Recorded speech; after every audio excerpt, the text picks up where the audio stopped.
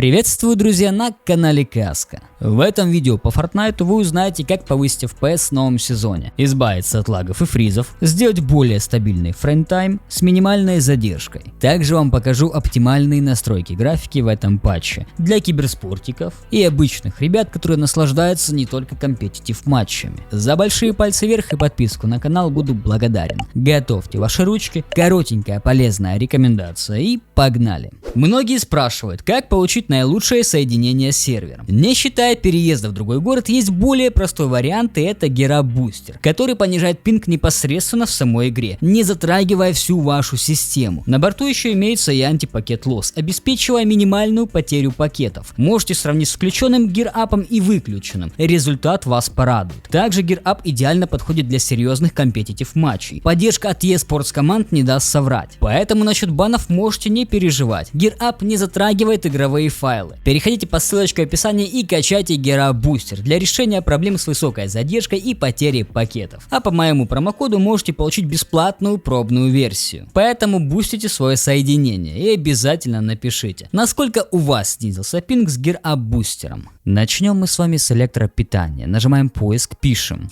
панель управления, электропитание, показать доп. Схемы. И здесь у вас будет схема электропитания, высокая производительность. Ставите на нее галочку. Далее настройка схемы электропитания. Тут по желанию я обычно дисплей никогда не отключаю. Изменить доп. Параметры. И здесь нам нужно убедиться, что стоит наша высокая производительность. Далее нам нужно зайти в Fortnite и подобрать оптимальные настройки графики для разных систем. Но перед этим открываем Epic Games Launcher, переходим в библиотеку, Fortnite, троеточие, настройки, текстуры высокого разрешения. Если у вас 6 и более гиг видеопамяти, в таком случае по желанию включайте или отключайте, как вам больше нравится. Если у вас менее 6 гиг видеопамяти, я рекомендую все-таки выключить. Если у вас есть свободное место на диске, тогда рекомендую поставить галочку на предзагрузку транслируемых элементов. Это вас избавит от фризов в самом начале, когда вы попадаете в лобби. То есть все элементы уже будут предзагружены. И нажимаем применить. Далее запускаем Fortnite. Оказавшись в игре, нажимаем на шестеренку и сразу же попадаем на первую вкладку графика. Игровое окно. В теории, если вам нужно слегка понизить задержку, ставим полноэкранный режим. Иногда это даже может добавить несколько FPS.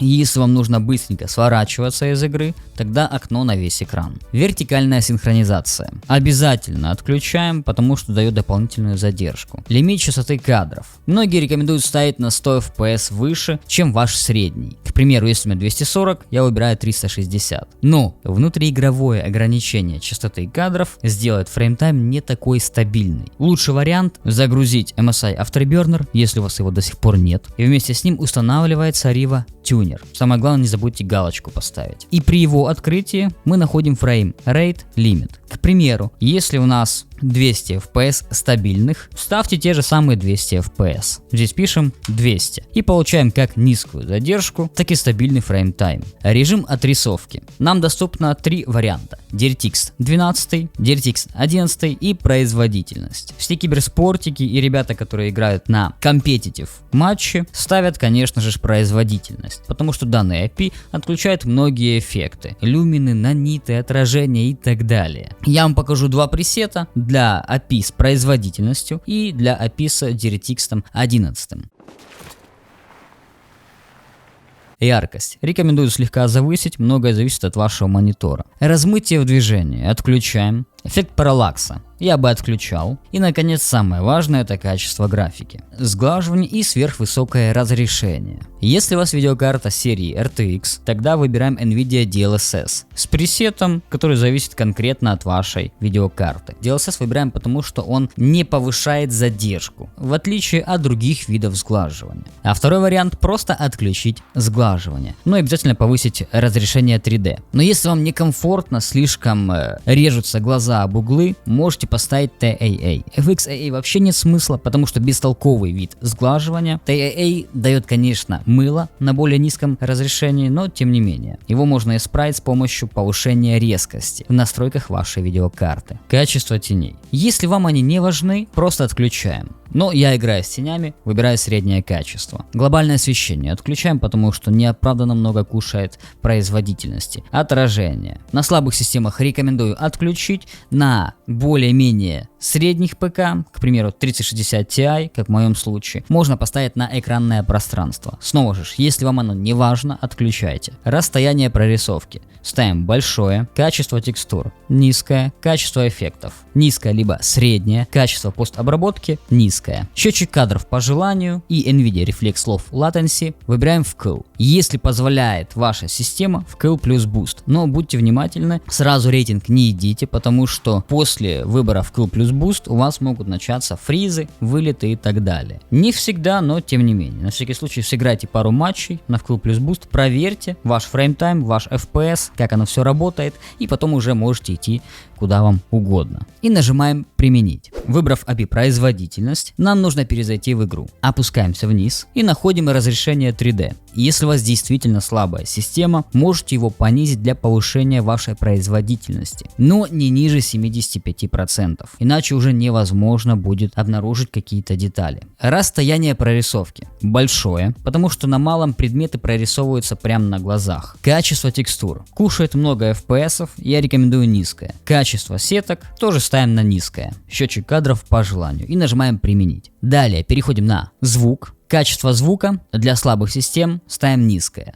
для всех остальных высокое. На вкладке «Игра» в самом низу находим повторы и отключаем записи повторов и так далее. Плюс энергосбережение. Я обычно отключаю и переход в спящий режим никогда. Но это касается ПК. Если у вас ноутбук, делайте так, как вам удобно. Нажимаем «Применить». Ребятки, если у вас есть желание, самое главное возможность, можете поддержать мой канал подпиской на Boosty. В знак благодарности вы получите мой архивчик с оптимизацией как Windows 10, так и 11. Он активно развивается, стараясь в каждой новой версии добавлять что-то новое. Там же находится гайд на 30 минут, как всем этим пользоваться. Плюс иногда публикую разные твики, отдельные настройки для некоторых игр и все возможные архивы в одном облаке. А также у меня есть Telegram, в котором я делюсь игровыми новостями, когда следующий ролик и так далее. Ну и конечно же наш Discord сервер. Мы там общаемся, играем и решаем проблемы, которые у вас могли возникнуть. За любую активность буду благодарен. Отвечаю всем и постоянно. Ссылочки в описании.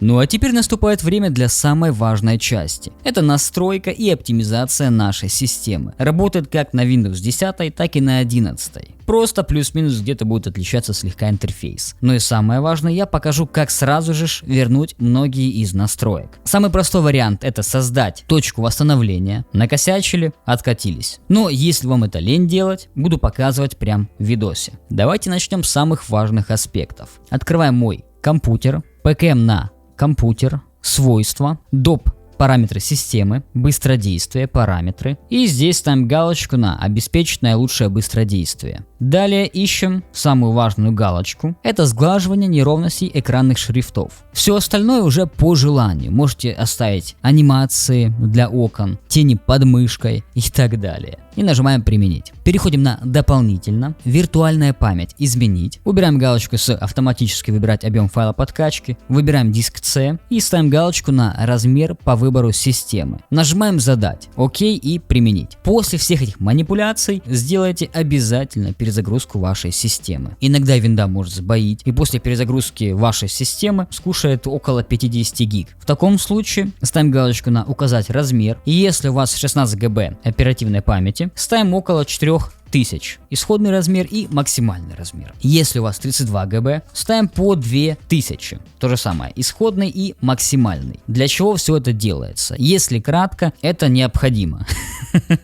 Потому что 90 с чем-то процентов приложений требуется файл подкачки. И когда мы его полностью отключаем, как многие советуют, у нас могут происходить вылеты из игры. Либо вылеты из Photoshop с Premiere Pro. Все это есть в общем доступе. Но чаще всего хватает просто размер по выбору системы. Если у вас начались проблемы, допустим, ставьте просто галочку назад, и все это возвращается в исходное состояние. То же самое и касается быстродействия. Ставим галочку на «Восстановить значение по умолчанию». Далее нажимаем «Поиск», пишем «Параметры», переходим на «Система», «Дисплей», находим «Графика». Далее в списке ищем наш Fortnite. Если его здесь нет, нажимаем «Добавить классическое приложение», и нам нужно перейти в папку с игрой. В моем случае все находится в одной папочке, там где и лаунчер. Это Epic Games, Games, папку, которую я создал, Fortnite, Game, Binaries и Win64. Нам нужно Fortnite клиент Win64 Shipping добавить, найти в этом списке, выбрать параметры GPU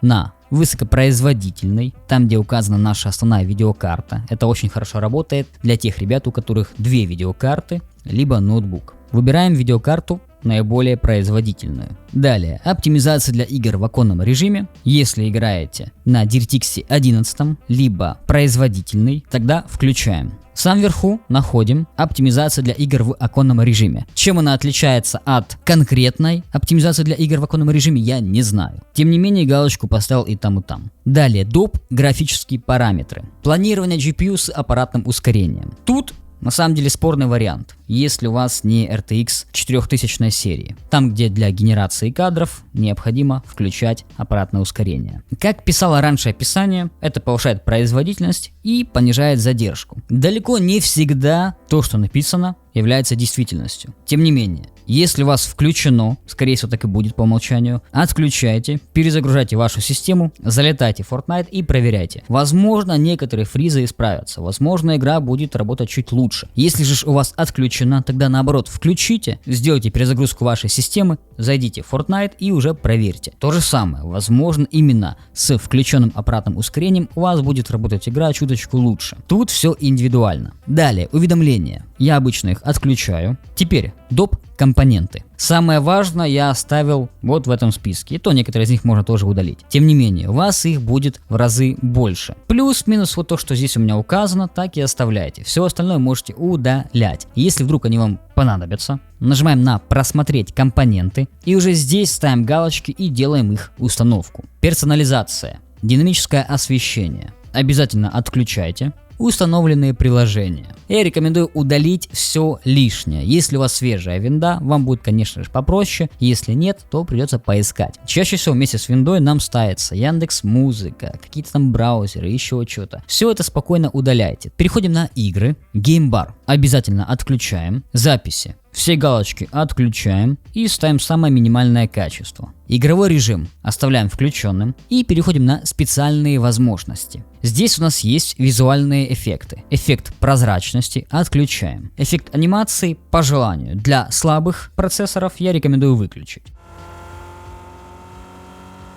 После базовых настроек я рекомендую сделать перезагрузку вашей системы, включить ПК и теперь уже загрузить архивчик по ссылочке в описании. Он будет находиться в Дискорде у меня на сервере, либо в телеге. Нас встречают 3 папочки и различные приложения. Начнем сверху вниз. Настройка видеокарты. Здесь у нас есть AMD, Intel и Nvidia. AMD. Залетаем на сайт, качаем последнюю версию и делаем установку. Для производительности выбираем Minimal Install. Не знаю как сейчас, может что-то изменилось. Далее по картинкам делайте настроечку. То же самое касается и Intel.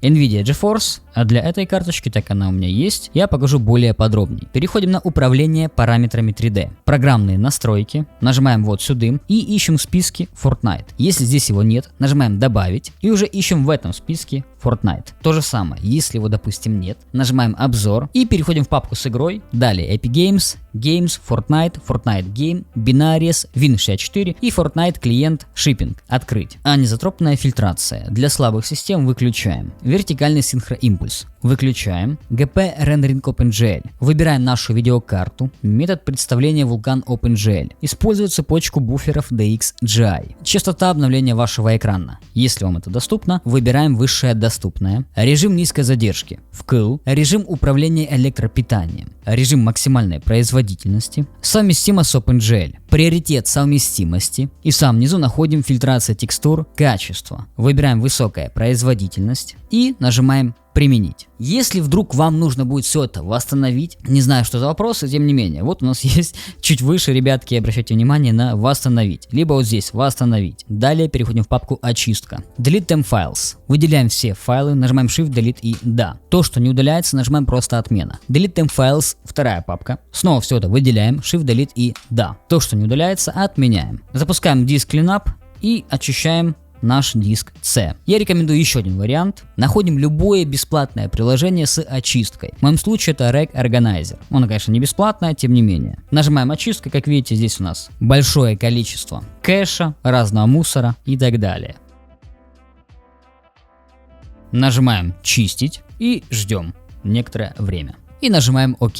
Плюс можем очистить личные данные. Это куки, файлов, дискорда, телеги и так далее. После всех этих глубоких чисток переходим на мой компьютер, нажимаем на любой из дисков, ПКМ, свойства, сервис, оптимизировать. И здесь у нас будут указаны все наши диски. Я обычно что делаю? Оптимизацию по расписанию отключаю, у вас она будет включена, выделяю все диски и нажимаю оптимизировать. Это то, что касается SSD дисков или M2. Если у вас жесткий диск, вам нужно будет сначала нажать на анализировать, а потом уже оптимизировать. Или будет указана дефрагментация, я уже не помню. Далее просто закрываем. Твики реестра. Здесь у нас есть 5 файлов реестра. Перед тем, как делать их активацию, я рекомендую сделать бэкап файлов реестра. Как это делается? Открываем бэкап файлов реестра. И здесь у нас есть в картинках для рукастых и красиво расписал. А также уже готовые бэкапчики. Первые 2 файла реестра отключают Xbox DVR. Нажимаем PKM и открыть. Если у вас десятка, будет написано слияние. Далее GameDVR 2 PKM и слияние. Отзывчивая система PKM слияние, сетевой тротлинг PKM слияние и системный приоритет тоже PKM и слияние. Возвращаемся назад. MSI мод. ПКМ и запуск от имени администратора. Да.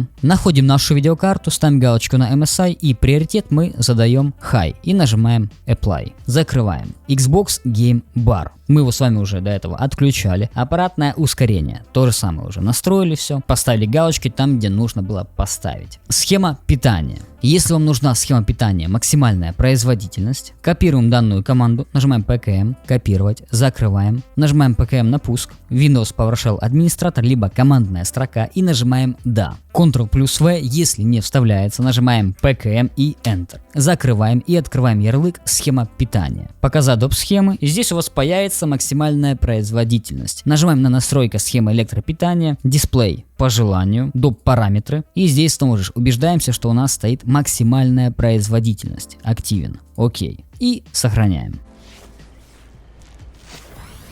Далее нам нужно отключить кое-что сомнительное для одних и рекомендованное для других. Я советую так. Смотрите, как будет реагировать ваша система. Можете сделать замеры до и после. У меня есть на канале 2 ролика, как измерить ваше давление, шучу, как сделать замеры задержки, как его понизить и так далее. Если интересно, можете чекнуть. Мы же что делаем? ПКМ на пуск, диспетчер устройств, системные устройства и находим высокоточный таймер событий. Нажимаем ПКМ и отключить устройство. После этого нажимаем поиск, пишем панель управления, просмотр мелкие значки, центр управления сетями, изменить параметры адаптера и находим наш основной Ethernet. Нажимаем PKM и свойства. Убираем все галочки, кроме планировщика пакетов COS и IP версия 4. Если вы играете просто в игры, все остальное нам не нужно. Далее настроить управление электропитанием и убираем галочку с разрешить отключение этого устройства для экономии энергии. Переходим на дополнительно и здесь делаем то, что я вам сейчас покажу. Но будьте внимательны, если у вас процессор мощный, тогда отключаем модерацию, flow control и так далее. Если у вас слабый процессор, не стоит этого делать. ARP